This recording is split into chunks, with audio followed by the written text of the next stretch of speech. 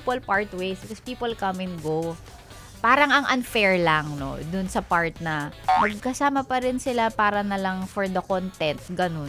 Sabihin mo yung totoo sa mga tao kung whatever it is.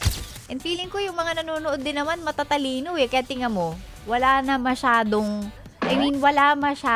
naniniwala. Of course, meron. Pero parang yung mga tao skeptic.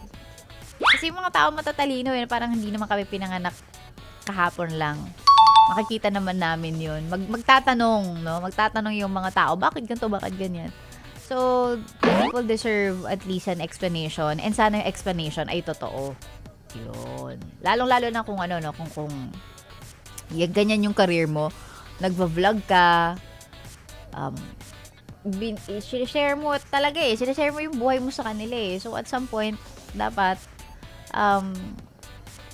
sabihin mo yung totoo sa mga tao kung whatever it is. Diba? Kasi deserve nilang malaman yun. And like I said, matatalino naman na yung mga nanonood. Kung sakali, if in the event, katulad nun, maghihiwalay, no? Magpa-part ways sila. Naiintindihan naman ng mga tao yun because that really happens. You know, yung mga taong kasama mo ngayon doesn't always guarantee na kasama mo sila at the end of your life. For the rest of your life. And sometimes really, you know, people part ways because people come and go. Parang ang unfair lang, no? Dun sa part na magkasama pa rin sila para na lang for the content, ganun.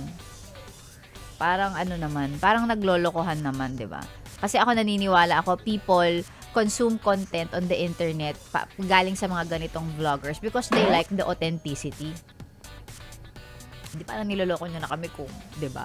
Well, again, hindi naman natin alam kung totoo. Doon lang, point of view ko lang to doon sa part na pag gumagawa kayo ng content, it's the authenticity that people are looking for. Eh. In the age of AI, lahat nako-computer na. Ang hinahanap ng tao, what is authentic? So, pagka for show na lang yung ginagawa nyo, parang naloko nyo naman yung mga audience pag ganun. Kung totoong nanloko si Gavin. Like, kung totoong nanloko siya, ha? Talaga ba? Tsura? Ano ba?